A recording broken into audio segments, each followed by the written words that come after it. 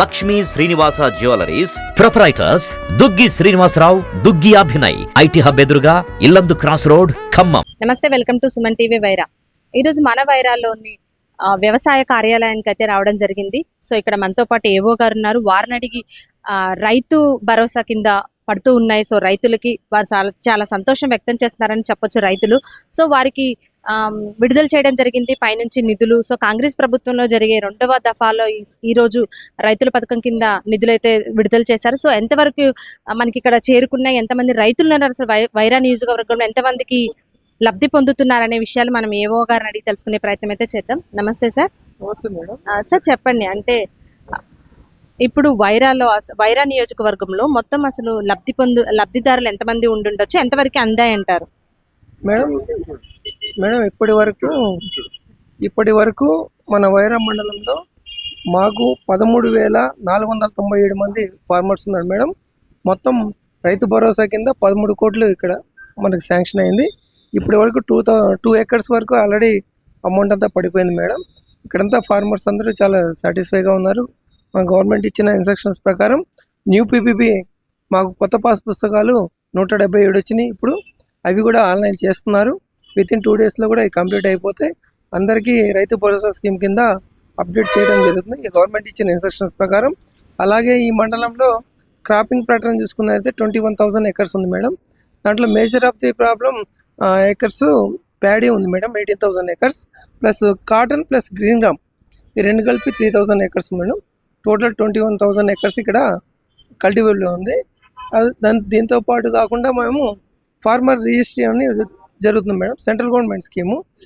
ఎవరైతే రైతులు ఉన్నారో గవర్నమెంట్ స్కీమ్కి సంబంధించిన సెంట్రల్ గవర్నమెంట్ సంబంధించిన స్కీమ్స్ ఏమైనా ఉన్నాయో అవి కూడా ఎలిజిబిలిటీ తీసుకోవడానికి ఫార్మర్ రిజిస్ట్రీ కార్యక్రమం జరుగుతుంది. రైతులందరూ నమోదు చేసుకుంటున్నారు. ఏ స్కీమ్ వచ్చినా దాని గవర్నమెంట్ ఇచ్చిన ఇన్స్ట్రక్షన్స్ ప్రకారం 100% మేము కంప్లీట్ చేసి మా యొక్క ఇచ్చిన టార్గెట్ని పూర్తి చేస్తున్నాము వైరా మండలం.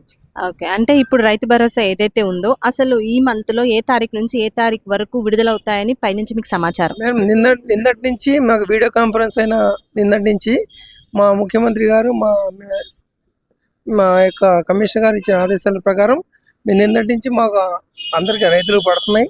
రైతు భరోసా అందరూ చాలా సాటిస్ఫైగా ఉన్నారు. ప్లస్ దాంతోపాటు కాకుండా మన మిగతా ఫార్మర్స్ కూడా అందరికీ వితిన్ 9 డేస్లో గవర్నమెంట్ ఇచ్చిన ఇన్స్ట్రక్షన్ ప్రకారం అందరికీ పడతాయి మేడం. అందరు కూడా సాటిస్ఫైగా ఉన్నారు. Thank you. అంటే ఎన్ని ఎకరాల వరకు పడే అవకాశం ఉందంటారు? మనకి దాదాపు మా మండలంలో అయితే మేడం 13,000 ఎకరాల వరకు మాకు రైతు భరోసా నిధులు 13 కోట్ల రూపాయలు పడతాయి మేడం. అంటే రైతుకు వచ్చేసి ఇప్పుడు వారు చెప్తూ ఉన్నారు 5 ఎకరాలు కానివచ్చు, 4 ఎకరాలు కానివచ్చు అని చెప్తూ ఉన్నారు. సో ఎన్ని ఎకరాల వరకు, అంటే ఒక రైతుకు 10 ఎకరాలు ఉందనుకోండి, ఎన్ని ఎకరాల వరకు పడే అవకాశం ఉందండి? ఎన్ని ఎకరాలు ఉన్నా అన్లిమిటెడ్ మేడం, అలాంటిది ఏం లేదు. గవర్నమెంట్ ఇచ్చిన ఇన్స్ట్రక్షన్స్ ప్రకారం పడతాయి మేడం. సో ఇప్పుడు కౌలు రైతుల విషయానికి వచ్చేసరికి కౌలు రైతులు కూడా చాలా భరోసాలు ఇచ్చి ఉన్నారు. సో వాటి గురించి కౌలు రైతులకు ఎంతవరకు వాళ్ళకి వచ్చే అవకాశం ఉందంటారు? యాజ్ పర్ పీపీపీ మాకు ఇచ్చిన లాగిన్లో వచ్చిన ఏఈఓల లాగిన్లో వచ్చిన పీపీపీ ప్రకారమే మేము ఈ 13,000 ఫార్మర్స్ కూడా ఆన్లైన్ చేయడం జరుగుతుంది. కౌలు ఫార్మర్స్ అనేది మా దగ్గర ఇన్స్ట్రక్షన్స్ ఏం రాలేదు కాబట్టి మేము దాని గురించి మాట్లాడుకుంటాం. సో రైతులు ఎవరైతే ఉన్నారో ఇప్పుడు కొంతమంది పడ్డాయి అంటున్నారు, కొంతమంది పడట్లేదు అంటున్నారు. సో అసలు ఎలాంటి సమస్యలతో మీ దగ్గరకు వస్తున్నారు, వాళ్ళకి ఎలాంటి ఆన్సర్స్ ఇస్తున్నారు? ముఖ్యంగా ఏంటంటే మేడం, కొత్తగా ఒక రైతుకి 2 ఎకరాలు ఆల్రెడీ 2018లో పాస్బుక్ వచ్చింది. 2 ఎకర్స్ ల్యాండ్ ఆల్రెడీ అప్పటి నుంచి పడుతుంది. అతనికి కొత్తగా ఏంటంటే మళ్ళీ 2 ఎకర్స్ యాడ్ అయింది. మాకు రైతు బంధు మళ్ళీ కొత్తగా అప్లికేషన్ పెట్టడానికి వస్తున్నారు. అవసరం లేదండి, ఆటోమేటిక్గా యాడ్ అయిపోతుంది, మనం కొత్తగా అప్డేట్ చేయాల్సిన అవసరం లేదని మేము సమాధానం చెప్తున్నాము. వాళ్ళు సాటిస్ఫైగా వెళ్ళిపోతున్నారు మేడం. కొత్త పాస్బుక్ న్యూ పీపీపీ వస్తేనే మనం ఆన్లైన్ చేయాలి. ఏఈఓ లాగిన్లో వచ్చింది. ఈ యాడ్ అయిన ల్యాండ్కి అవసరం లేదు మేడం, ఆటోమేటిక్గా యాడ్ అమౌంట్ పడుతుంది, క్రెడిట్ అవుతుంది. మీ పేరు? నా పేరు గోరెంట్ల నాగేశ్వరరావు అండి. మీ ఊరు? దిద్దుపూడి, కొణజర్ల మండలం. మీకు ఎన్ని ఎకరాల పొలం ఉంది? 3 ఎకరాలు. పడిందా రైతు భరోసా? పండుగ గతంలో అంటే ఇప్పుడు 2సారి వేస్తున్నారు, ఫస్ట్ సారి మీకు రైతు భరోసా అందిందా? అంది. ఇప్పుడు అందింది. ఇప్పుడు కూడా అందింది. మాకు 1,36,000 రుణమాఫీ కూడా వచ్చింది. రుణమాఫీ కూడా వచ్చింది. అంటే ఇప్పుడు మీకు రైతు భరోసా అందించడం వల్ల మీకు ఎంతవరకు మేలు చేకూరుతుందని మీరు అనుకుంటున్నారు? అసలు నాకు తెలిసిన విషయాలు అయితే రైతు బంధు వేస్ట్ అండి. రైతు బంధు బంద్ చేయాలి. రైతు బంధు బంద్ చేసి మద్దతు ధర ప్రకటించండి. పత్తి ఒక 7,000 అన్నగా 8,000 9,000 చేయండి. 20 క్వింటాలు అయితే 22 40,000 వస్తాయి. ఏనిచ్చేది అంత 6,000 కదా. ఇది కోరట్లే రైతులు. ఎంతసేపటికి నాకు 6,000 3,000 ఇది కోరుతున్నారు ఎందుకు? మద్దతు ధర కోరండి. వడ్లు ఇచ్చిండు, బోనస్ ఇచ్చిండు, అది బెనిఫిట్. వేస్ట్ ఈ రైతు బంధు వేస్ట్ అండి. అప్పులు. నేను కూడా ఏమంటున్నా అంటే గవర్నమెంట్ని, కేసీఆర్ గారు గవర్నమెంట్ కోకాపేటలో మంచి భూమి అమ్మిండు. వీళ్ళు కూడా అమ్మి వాళ్ళకి ఇవ్వండి, మంచి పేరు వస్తుంది. వీళ్ళే అమ్మట్లే, మంచి భూమి అమ్మొద్దు. వీళ్ళు కూడా ఒక్కొక్క ఎకరం ₹1,00,00,000 అమ్మి. అసలు రైతు బంధు ఎందుకండి? మద్దతు ధర ప్రకటించండి, అది గొప్పతనం. అన్ని స్టేట్లలో చూసినాం, అన్ని రాష్ట్రాల దేశాలు చూసినాం. ఇట్లా లేవు, వీళ్ళకి ఇస్తున్నారు. మద్దతు ధర ప్రకటించమని నా కోరిక. మద్దతు ధర ప్రకటిస్తే అందరు రైతులకు అందరికి, చిన్న వాళ్ళకి పెద్ద వాళ్ళకి, ఒక 1/2 ఎకరం ఉండేవాళ్ళ కాడ నుంచి 10 ఎకరాలు 100 ఎకరం ఉండేవాడు కూడా బెనిఫిట్ వస్తుంది. ఇప్పుడేమవుతుంది, 100 ఎకరం కూడా వ్యవసాయం చేయట్లేదు, కౌలుకి ఇస్తున్నారు. ఆ రైతు బంధు ఆయన తీసుకుంటుండే, ఈయనకి ఇట్లా ఈయనకేముందో చెప్ప, ఈయనకేమీ లేదు. ఈయన ఎప్పుడాట అప్పుడే, మళ్ళీ ఆయనకే కౌలు ఇవ్వాలా, ఈ పెట్టుబడి పెట్టుకోవాలా, ఇవన్నీ చేసుకోవాలి. అసలు ఇవన్నీ ఎందుకు? రైతు బంధు ఆయన లబ్ధి కోసం పెట్టిండు. ప్రకటించమను. 1,000 రూపాయలు పెంచమని పత్తికి. 1,000 మాకు 20 క్వింటాల నుంచి 15 క్వింటాలు 20 క్వింటాలు వస్తుంది. 20,000 వస్తాయి కదండి. అసలు ఈ 6,000 కదా. అసలు ఈ జనం ఎందుకు ఆలోచిస్తున్నారు? సో అంటే అది అంటే చాలా మంది ఇప్పుడు ప్రభుత్వాల నుంచి అలాంటి సహాయాలే కోరుతున్నారు. అంతేకాకుండా కానీ రైతు బంధు మీద కూడా చాలా మంది హోప్స్ పెట్టుకున్నారు. అంతేకాకుండా మీరు అన్నట్లు ఎవరైతే ఉన్నారో అంటే వ్యవసాయం జరిగే పొలాలని కాకుండా చాలా మంది బీడు పొలాలు ఉన్నాయి. సో అలాంటి వాటికి కూడా రైతు బంధు చేకూరుతుంది, వాళ్ళకు ఉపయోగం అంటారు కదా. దాని గురించి మీ అభిప్రాయం? అసలు బూడు భూమిలో వాళ్ళకి ఎందుకండి రైతు బంధు? పుట్టలకు అవసరం లే, మామిడి తోటలకు అవసరం లే, భూములకు అవసరం లే, వెంచర్లు వేశారు. అసలు వాటికి కూడా అవసరం లేదు. మినిమం ఒక 5 ఎకరాలు ఉన్న రైతుకి ఏమనండి ఇచ్చేవారికైనా. 100 ఎకరం ఉండోడు పెద్ద రైతు అండి, ఆయనకెందుకు? 50 ఎకరం బాగా ఉండోళ్ళు ఆయనకెందుకు? ఒక 5 ఎకరాలకి కేటాయించండి. 5 6 30 60,000 వస్తాయి. పెట్టుబడి చేసుకుంటే సాధ్యం సరిపోద్ది. అంతేగాని ఎవరికో బాగా అంత ఉండోడికి వేయటం అంత కరెక్ట్ ఏం కాదు. గవర్నమెంట్ కూడా ఆలోచించాలా.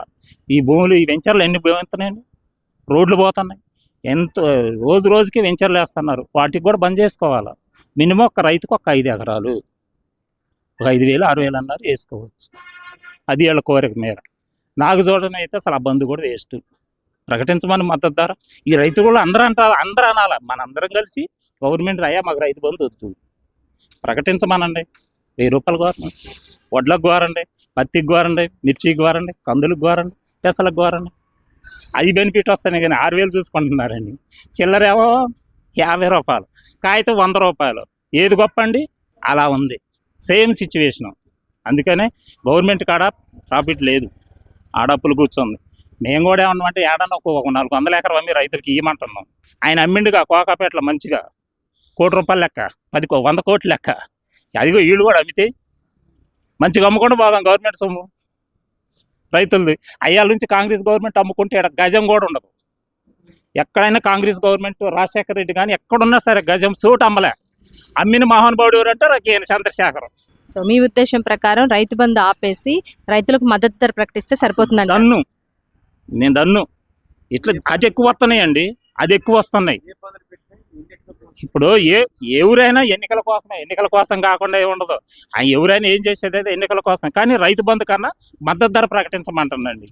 మీ పేరండి? కూసిపూడి వెంకటేశ్వర్లమ్మ, ఏ ఊరు? బొట్లకుంట.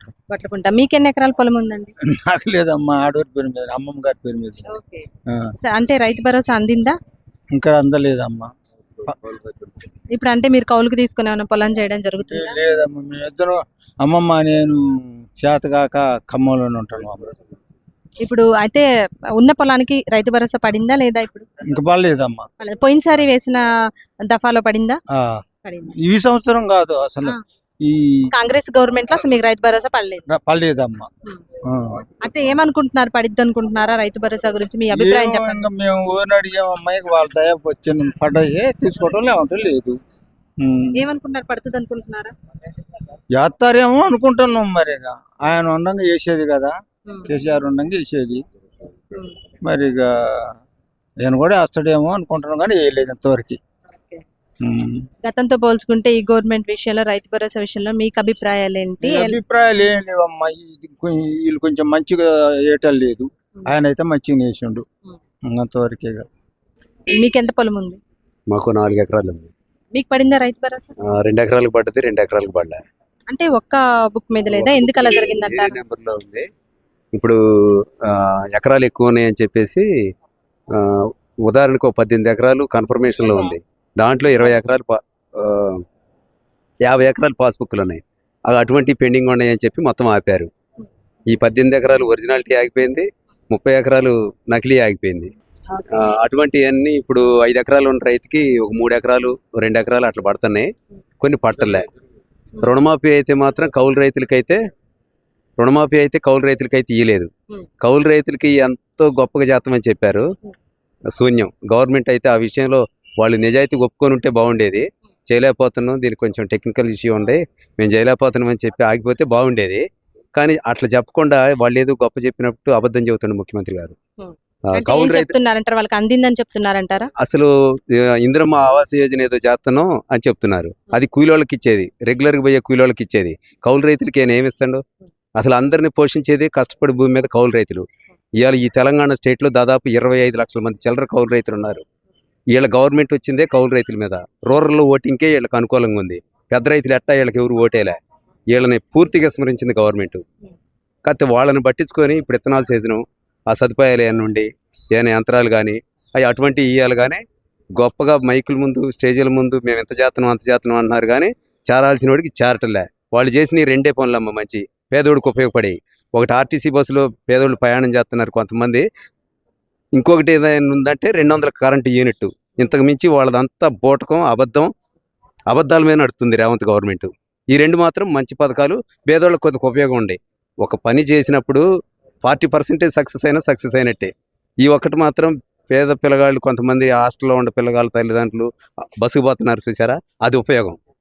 ఇక మిగతా అంటే మీ ఒపీనియన్ ప్రకారం గవర్నమెంట్ కౌలు రైతుని తల్లి, నేను క్లియర్ కౌలు రైతుని. సొంతంగా 4 ఉంది, నేను ఒక 30 ఎకరాలు కౌలుకి వేస్తా. మాకు చేసింది అయితే శూన్యం. కౌలు రైతుని వాళ్ళు పరిగణనలోకి తీసుకోలే. రేపు వీళ్ళని కూడా పరిగణనలో తీసుకోము. వీళ్ళు ఖచ్చితంగా ఫ్లాప్ అవుతారు. రేపు స్థానిక సంస్థల్లోనే వీళ్ళు వ్యవహారం తేలిపోద్ది. అంటే ఏం చేస్తే ప్రభుత్వం పరంగా మీకు కౌలు రైతులకు ఏం చేస్తే బాగుండదని మీ అభిప్రాయం? మిమ్మల్ని ఎవరు కౌలు రైతులకి మాకు రైతు బంధుతో పాటు డబ్బులు కావాలని అడగలేదమ్మా. వాళ్ళే మేము ఇస్తామన్నారు. ఇస్తామన్నోళ్ళు మేము ఇలేకపోతున్నామని చెప్పాలా. అది చెప్పటంలే, వీళ్ళ ఊసెత్తటంలే. అది తప్పు కదా. కానీ కొన్ని నిర్ణయాలు పాజిబిలిటీ లేదు. ఇగో ఈ టెక్నికల్గా ఈ ప్రాబ్లం ఉంది, ఇలేకపోతున్నామని చెప్పాలా. నేను అడగలేదుగా ఎవరు మాకు కావాలని. మరి ఎందుకు ఇస్తానన్నారు? దాన్ని ఈ మాట చెప్పాక పరిష్కారం చేసే తీసుకు ఆలోచన చేయాలా. ఆ ఆలోచన ఉందా వీళ్ళ కాడ? బాలకృష్ణ. ఏ ఊరండి? శనమన. మీకు రైతు భరోసా అందిందా? ఎన్ని ఎకరాల పొలం ఉంది మీకు? నాకు 30. అంటే ఇప్పుడు 2వ దఫా వేస్తున్నారు, ఫస్ట్ దఫాలో అందిందా? కాంగ్రెస్ వచ్చాక ఒక దఫా అందింది. ఇప్పుడు అందడం ఇది రెండోది. అంటే ఎలా ఉంది మీకు రైతు భరోసా? ఎలా సహాయపడుతుంది అనుకుంటున్నారు? గవర్నమెంట్ నుంచి అందే సహాయాల గురించి అటు ఇటు అందుతూనే ఉంది. మరీ అంత ఊపు లేదు, మరీ అంత ఒకసారి 2 సార్లు వచ్చింది, ఒకసారి వచ్చింది. అంటే ఇంకా ఈ ప్రభుత్వం గురించి, అంటే ఈ రైతుతో పాటు రైతులకు ఇంకా ఎలాంటి పనులు చేస్తే మీకు మేలు చేకూరుతుంది అనుకుంటున్నారు? మేలు అంటే అన్నీ రావాలా. ఇప్పుడు ఆడ అసలు టైం వేసే వేయట్లేదు. ఈ పాస్బుక్లు అనేది ఇప్పుడే పెట్టారు.